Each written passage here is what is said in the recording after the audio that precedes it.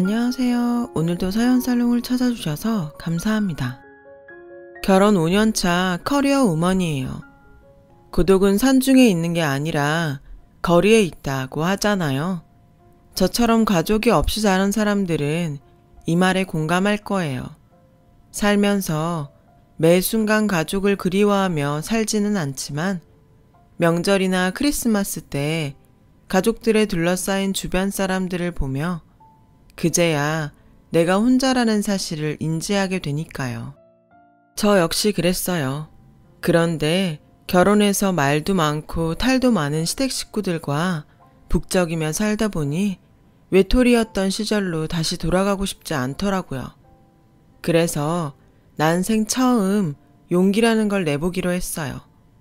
나를 가족으로 받아준 사람들을 위해 지금의 가정을 지키려고 말이죠. 저에게는 어린 시절 기억이라고 할 것도 변변이 없어요. 공원에서 부모 손에 버려진 저를 근처에서 풍선 팔던 아저씨가 발견해 인근 파출소에 데려다 주었고 이후엔 시설에 들어가게 되었다는 얘기만 들었을 뿐이니까요. 부모한테 버려진 충격이 커서 그랬는지 저는 시설에 들어간 지 얼마 안 돼서 심한 열병을 앓았대요. 그 탓에 7살 이전의 기억은 없어요. 차라리 다행인지도 모르죠. 자기 자식을 버릴 정도의 부모 밑에서 자란 어린 시절이 좋아봐야 얼마나 좋겠어요. 모르는 게 약이라고 차라리 기억이 없으니 그리워할 시절도 없어서 오히려 나았어요. 하지만 그런 저에게도 잊지 못할 사람이 하나 있어요. 공원에서 비를 맞고 울고 있는 저를 발견해 근처 파출소에 데려다 주었던 풍선장수 아저씨예요. 솔직히 풍선장수 아저씨가 저를 파출소에 데려다 주었던 기억은 안 나요. 다만 제가 시설에서 지내는 동안 풍선장수 아저씨가 종종 찾아와서 그때의 일을 들려줘서 알게 된 거죠. 니한테는 아픈 기억일란가 몰라도 그래도 알아야 하지 않겠냐? 운 좋으면 너그 부모를 찾을 단서를 찾을란가도 모르고 말이여. 너만한 자식을 기르는 입장으로다가 나아가 볼 적엔 너그 부모가 널 버린 것은 아닌 것 같아.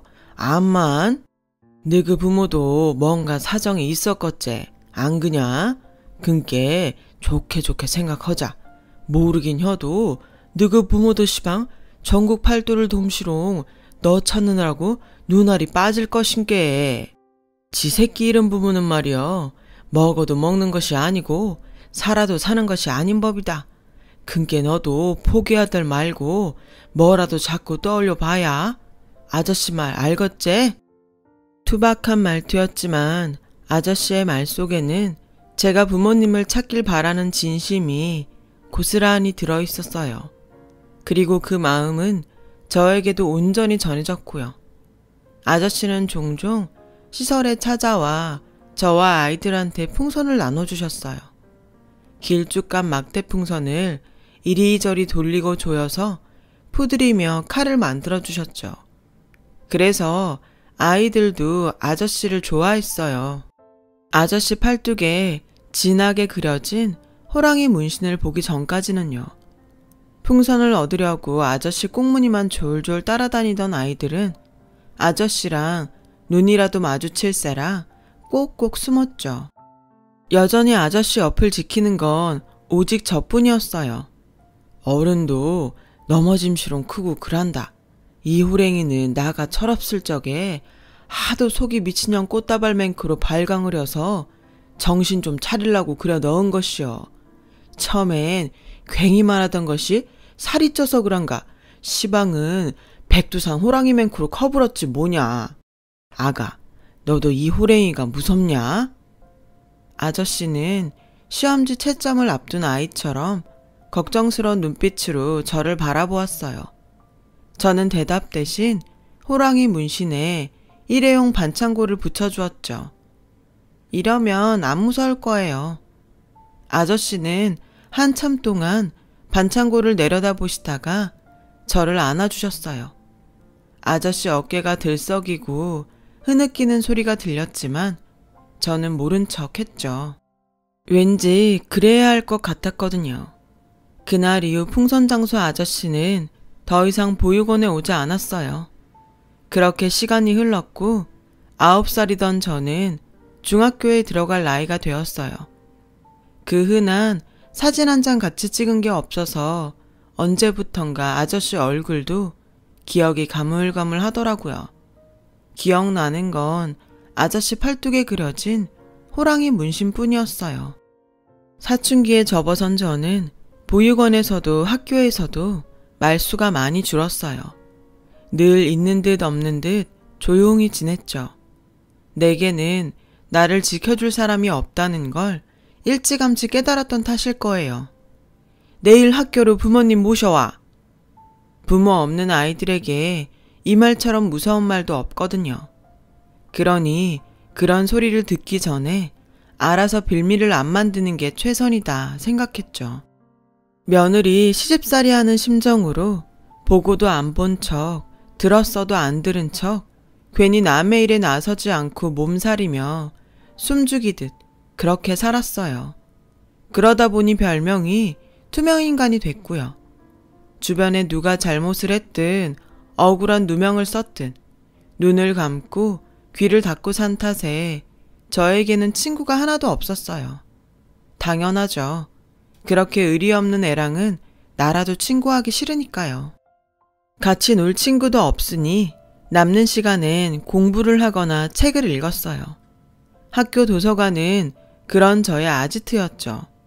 오래된 책에서 풍기는 쿰쿰한 책곰팡이 냄새가 전 그렇게 좋더라고요. 그러다 내친 김에 도서관에 있는 모든 책에 제 이름이 적힌 대출카드를 남기고 싶다는 생각을 하게 됐어요. 스스로 내기를 하듯 책을 읽다 보니 텅 빈 것 같았던 내 마음이 조금씩 채워져 가기 시작했고요. 하지만 졸업식까지도 학교 도서관에 있는 모든 책을 읽지는 못했어요. 생각보다 책이 많더라고요. 고3이 되고는 수능 준비로 바빠서 좀처럼 책을 읽을 시간도 없었고요. 하지만 꾸준한 독서 덕분에 고액의 논술학원에 다니지 않았음에도 저는 논술평가에서 1등을 할 수 있었어요. 당시 대입시험은 논술시험 성적이 당락을 좌우할 정도로 높은 비중을 차지하고 있었는데 그런 점에서 저는 대학 입시에 유리한 상황이었죠. 모의고사 성적과 내신 성적이 꽤 좋기도 했고요. 하지만 문제는 돈이었어요.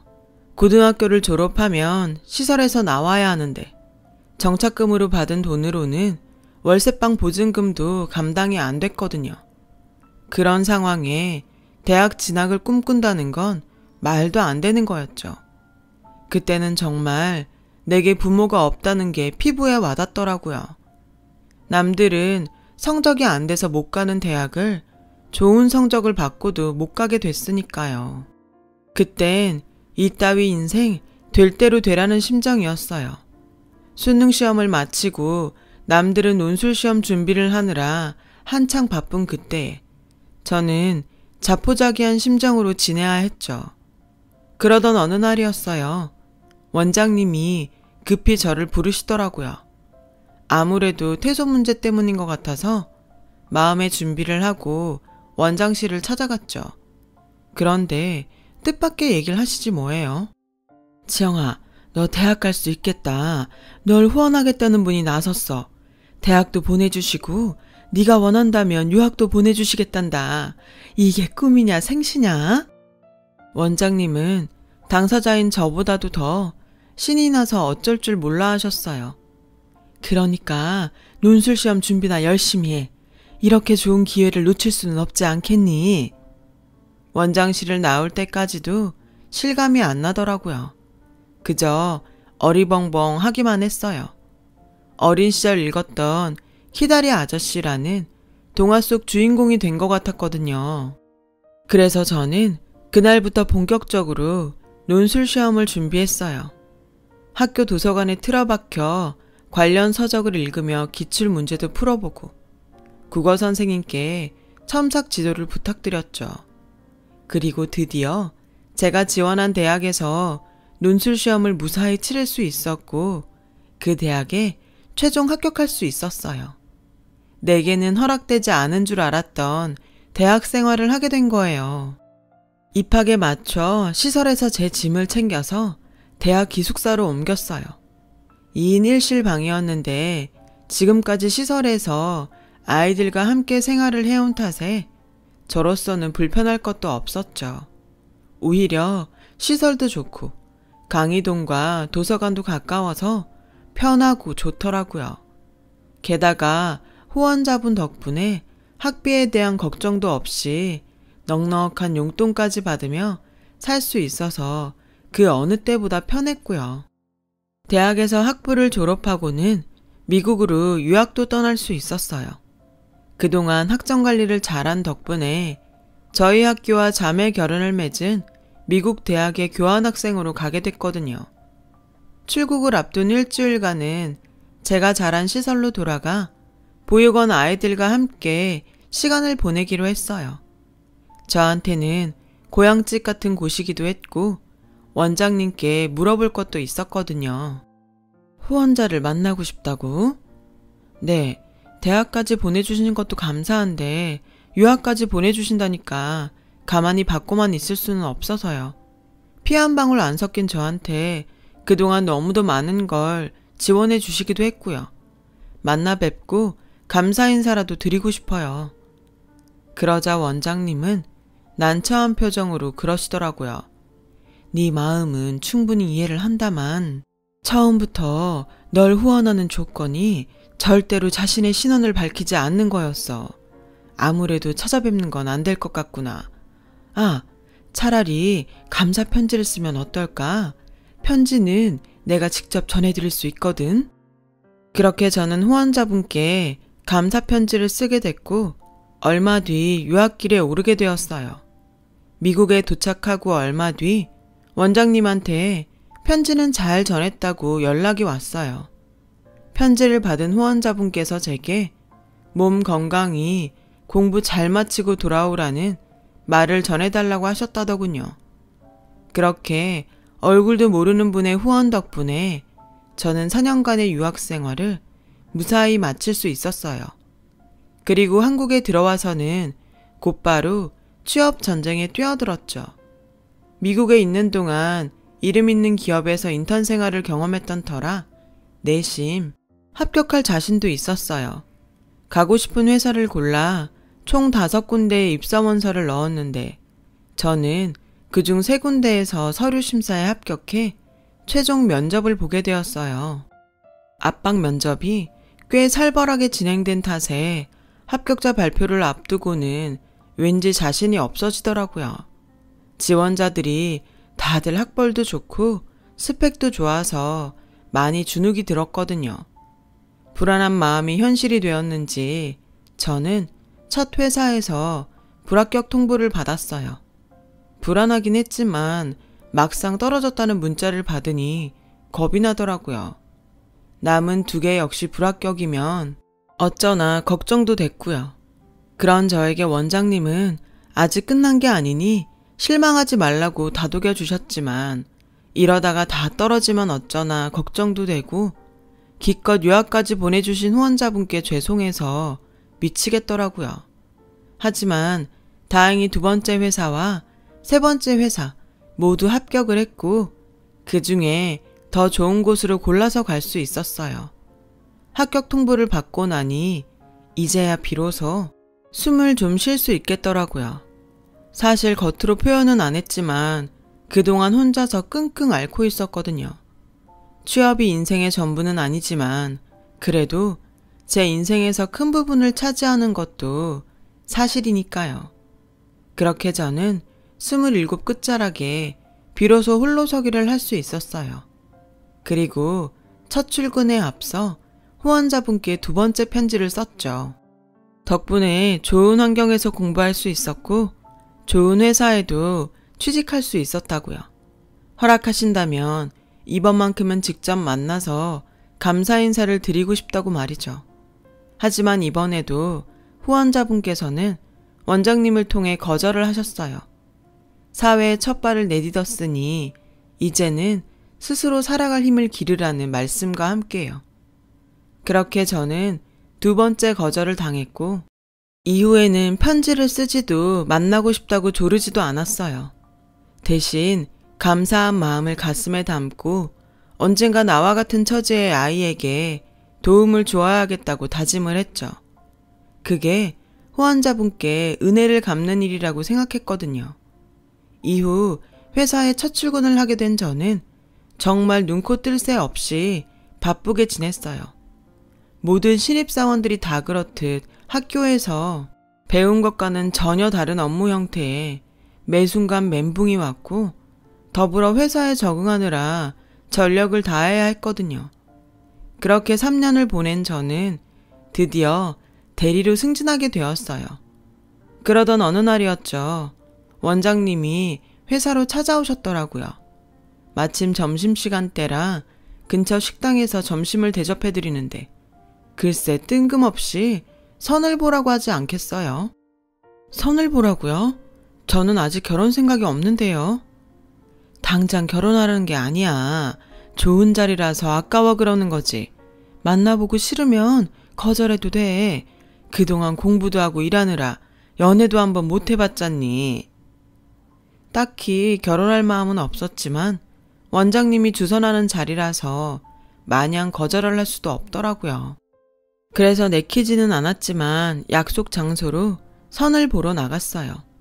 창가 자리에 앉아있던 남자는 제가 들어서자 얼른 자리에서 일어나더군요. 한눈에 봐도 선 보러 나온 사람 같았어요. 그저 얼굴만 비춘다 생각하고 나간 저와는 달리 남자는 꽤 진지한 자세였어요. 여자를 대하는 게 능숙한 건 아니었지만 상대를 섬세하게 배려하는 느낌이었죠. 사람을 참 편하게 해주더라고요.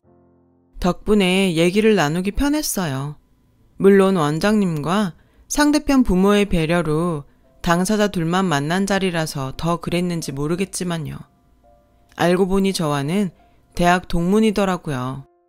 컴퓨터 공학과를 졸업하고 현재는 프로그래머로 일하고 있다고 했어요. 어릴 때 부모님이 맞벌이를 하셔서 주로 혼자 지내는 시간이 많았어요. 그래서 컴퓨터를 끼고 살았죠. 빈집에서 친구랑 노는 것처럼요. 아버지께선 도대체 커서 뭐가 되려고 그러냐고 많이 혼내셨는데 덕분에 이렇게 진로도 찾고 돈도 벌고 살아요. 지영 씨는 뭐 좋아해요? 책 읽는 거요. 제가 친구가 없거든요. 어릴 때부터 혼자 도서관에서 책 읽는 게 제일 편하고 좋았어요. 그게 습관처럼 돼서 지금도 쉬는 날엔 집 근처 공공도서관을 찾곤 하고요. 그럼 이제부터는 우리 둘이 만나서 놀면 되겠네요. 컴퓨터랑 책 대신 우리끼리 친구예요. 맞선남의 느닷없는 제안에 머뭇거리긴 했지만 싫지 않더라고요. 30이 넘어서야 친구를 사귀게 되다니 기분이 묘했죠. 그 주 토요일 그렇게 우리는 자연스러운 애프터 만남을 가졌어요. 결혼을 전제로 상대를 탐색하려고 만나는 게 아니라 놀려고 만나는 거라 생각하니 왠지 마음도 가볍고 설렜죠. 우린 편한 차림으로 문래동 예술촌에 들러 폐공장에서 하는 미디어 아트 전시를 봤어요. 기억이라는 제목으로 열린 그 전시는 예술과 기술이 접목된 작품들로 꽤 다양한 방식으로 인간의 보편적 감성과 추억을 표현하고 있었어요. 그중 제 눈을 사로잡은 건 풍선이었죠. 풍선을 놓친 아이가 하늘로 올라가는 빨간 풍선을 향해 손을 뻗고 있었어요. 까치발까지 하곤 간절하게 손을 뻗어보지만 결국 풍선은 저 멀리 날아가 버리고 말았죠.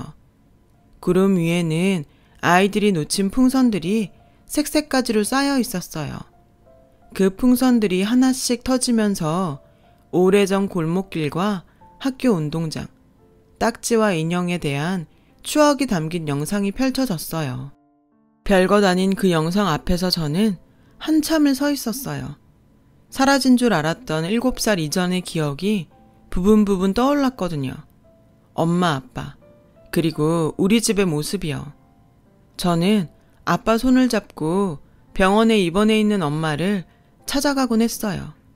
산소호흡기에 의지해 간신히 숨을 쉬던 엄마는 결국 돌아가셨고 아빠와 저는 장례식장에 놓인 엄마 영정 앞에서 울고 있었어요.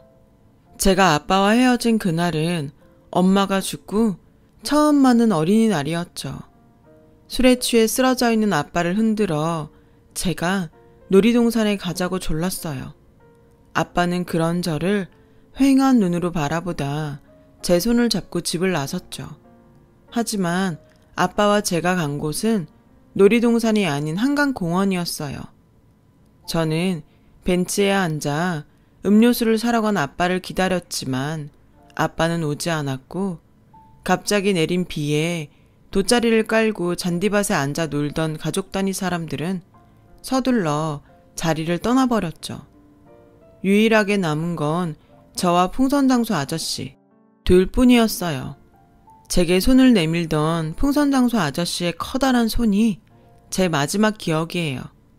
생각지 못한 순간에 느닷없이 떠오른 기억에 전 숨도 쉬기 힘들 정도로 감정이 격해졌고 토해내듯 울음을 쏟았어요.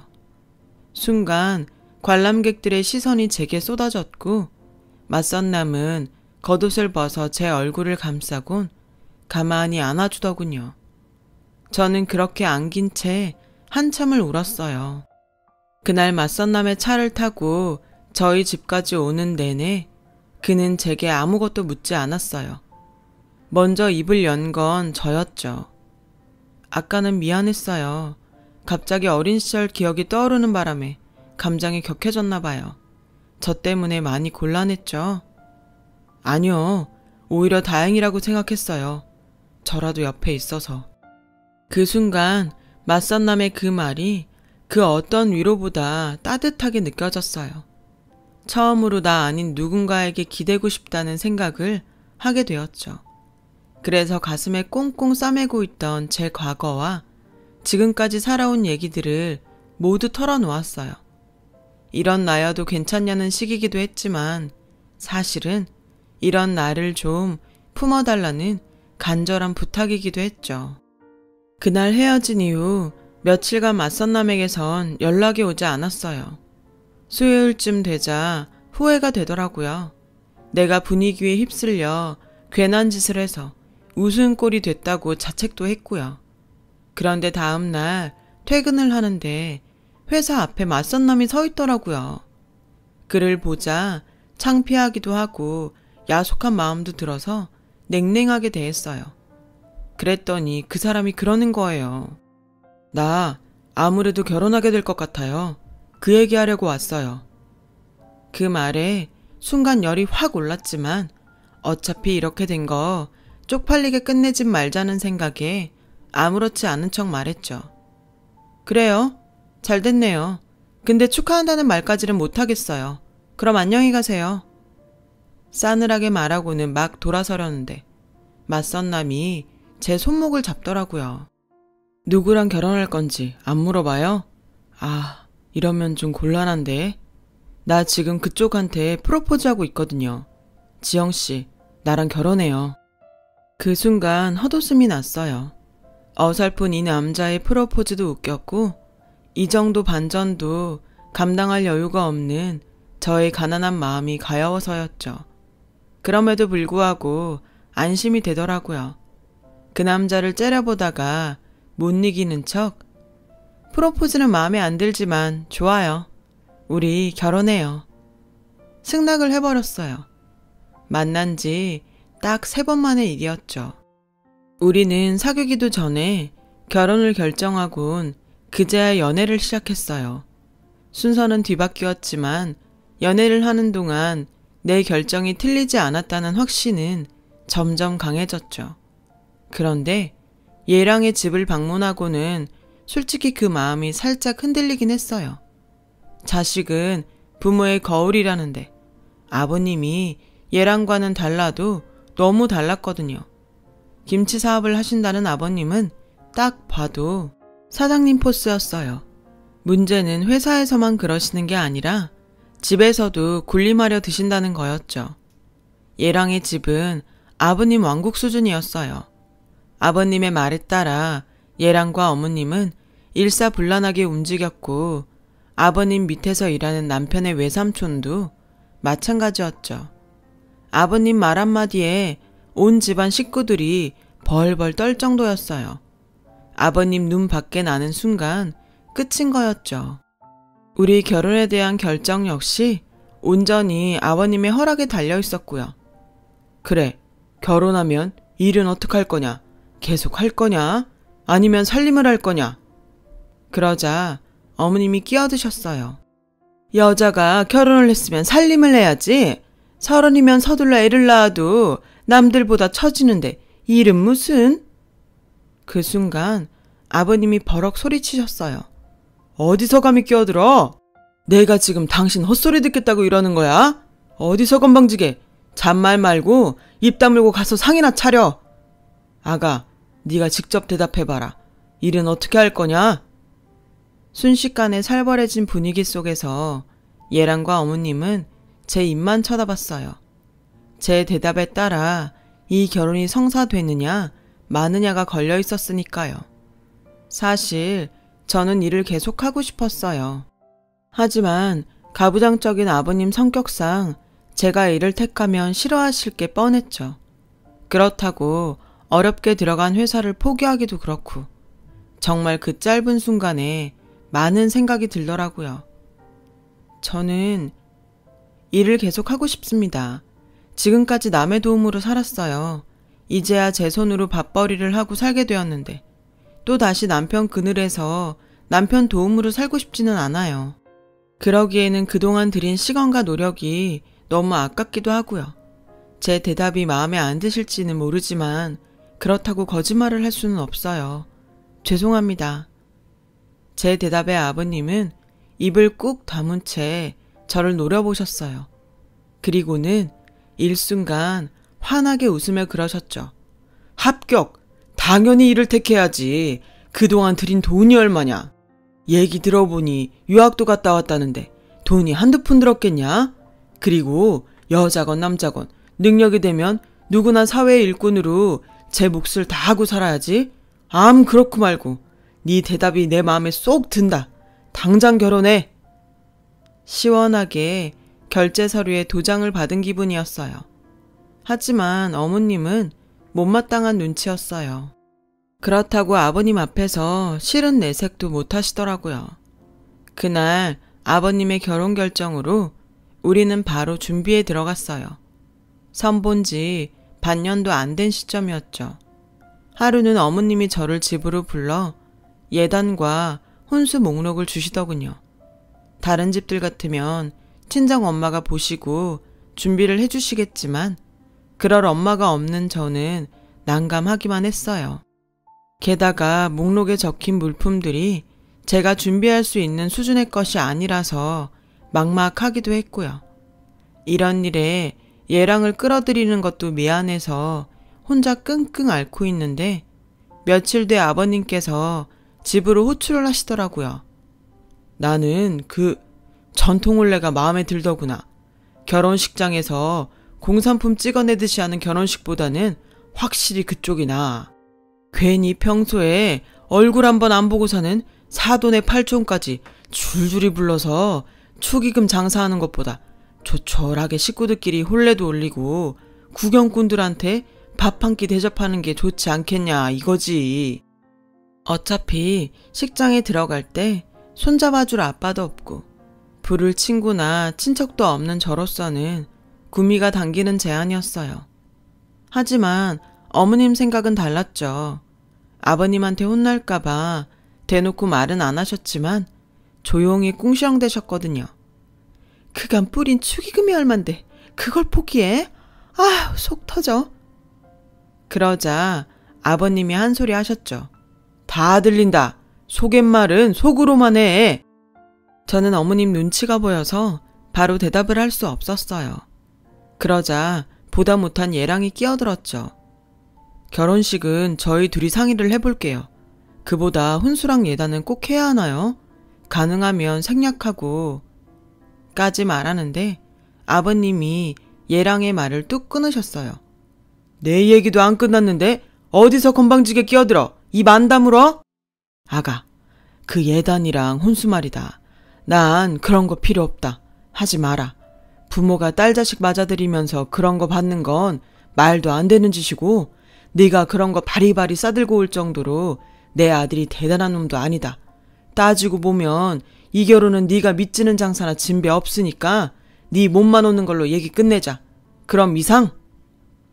아버님의 깔끔한 정리로 어머님의 A4 2장짜리 예단과 혼수 목록은 한순간에 폐기 처분이 돼버렸어요. 그러자 어머님은 이번만큼은 절대로 못 참는다시며 눈을 치켜뜨셨죠. 나요, 이렇게는 결혼 못 시켜요.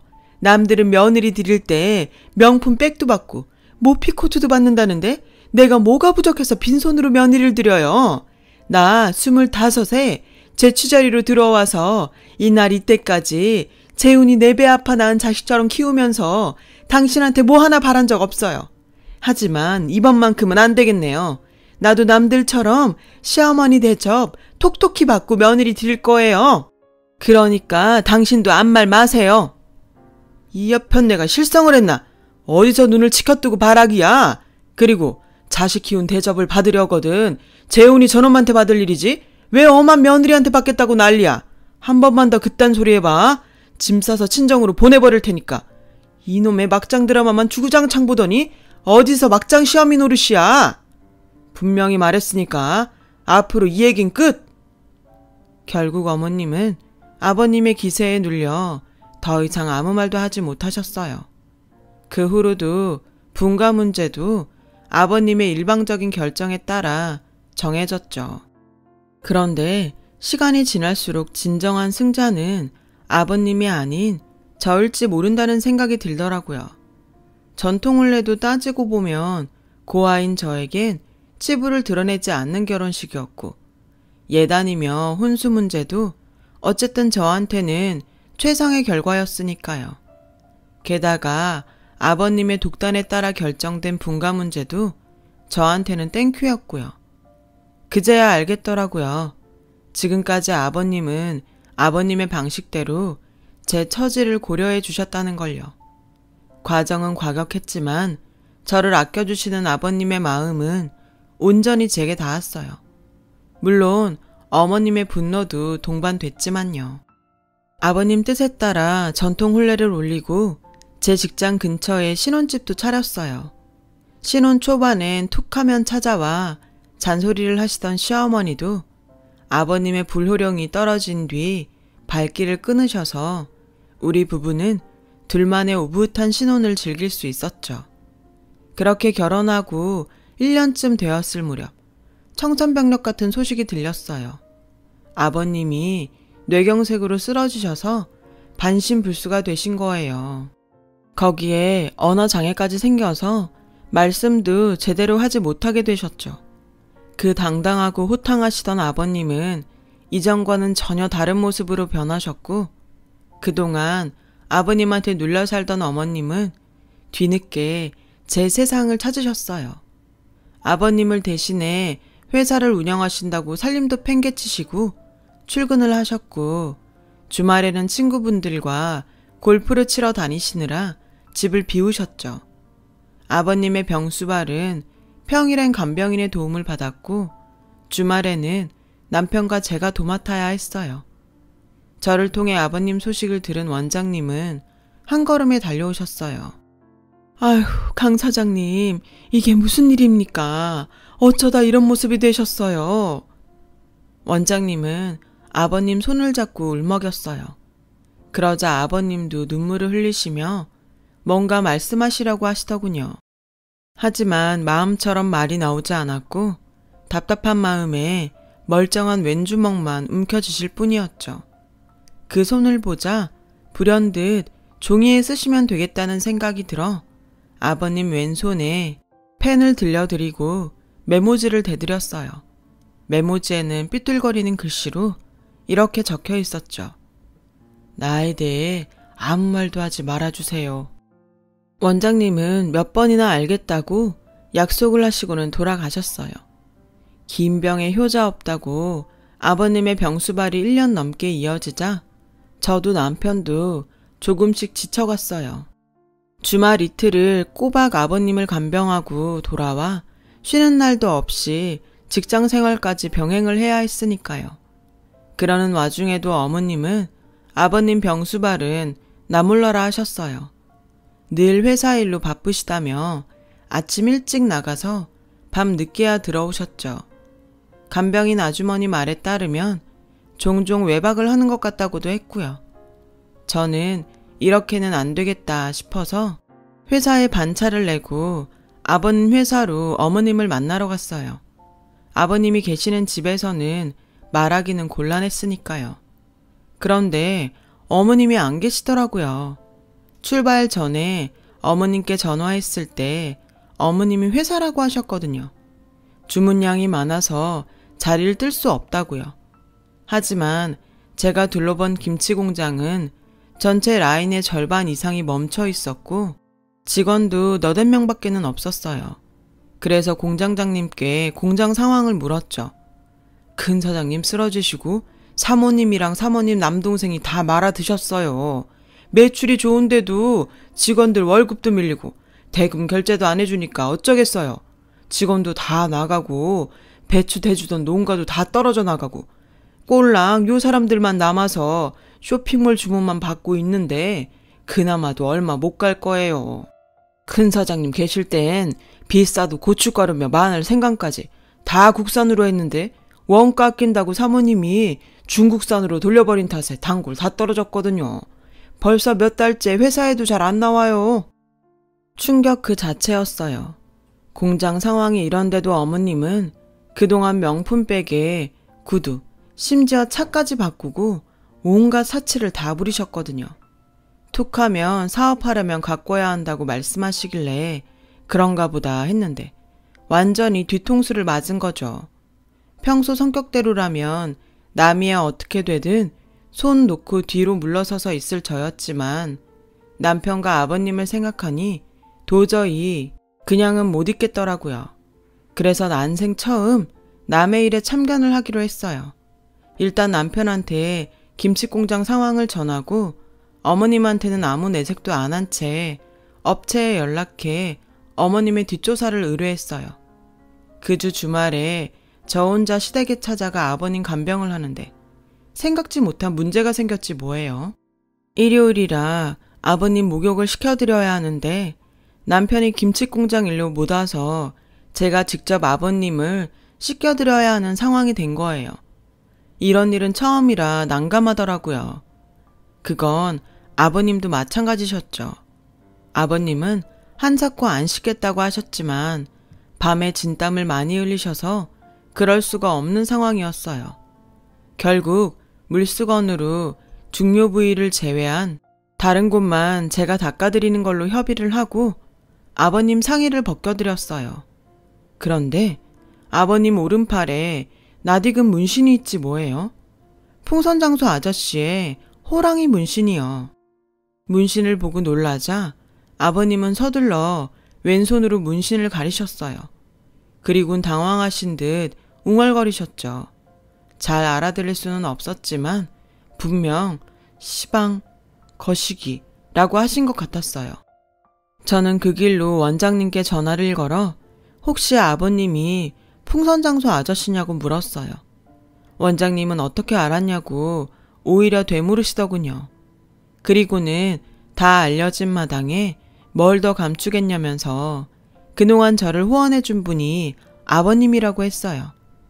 강 사장님이 비밀로 해달라고 하셨지만 그러다 그냥 돌아가시면 너도 가슴에 맺힐 거 아니니 너를 며느리 삼아 딸처럼 데리고 살고 싶으시다고 하도 부탁하셔서 선자리도 마련했는데 다행히 일이 잘 돼서 얼마나 좋아하시던지. 근데 그 얘긴 누구한테 들은 거니? 풍선장수 얘긴 강 사장님이랑 나밖에 모르는 일인데 네 남편이랑 시어머니도 몰라.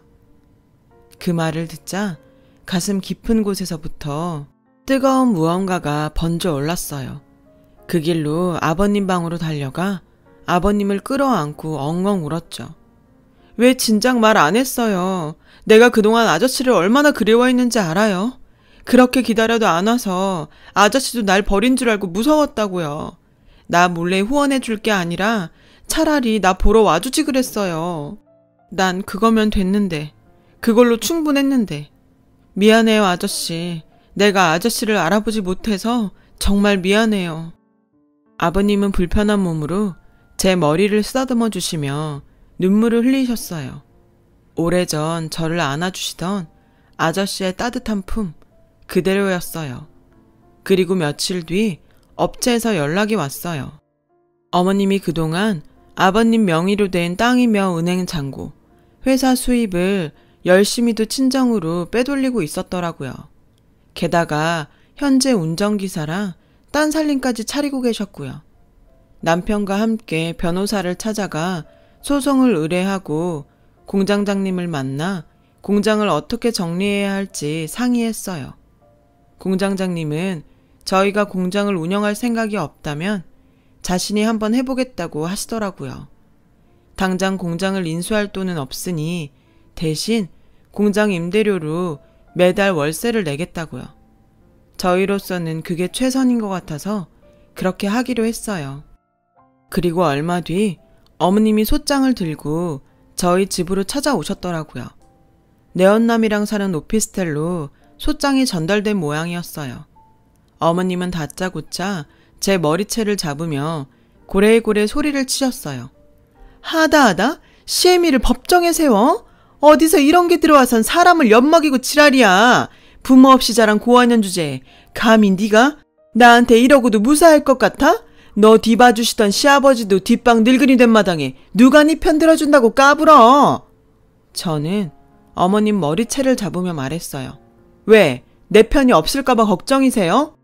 고양이 쥐 생각해주고 있네요. 근데 어쩌죠?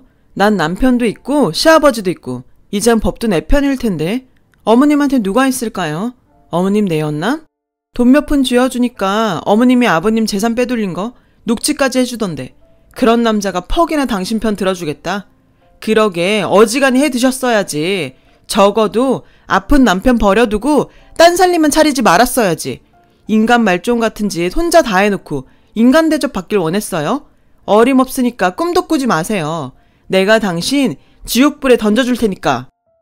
전 시어머니를 현관 밖으로 밀어버리고 문을 닫았어요. 한참을 배를 누르며 문을 두드리던 시어머니는 얼마 안 가 돌아갔어요. 문 밖에서 하는 통화 소리를 들어보니 내연남과 싸우는 것 같더라고요.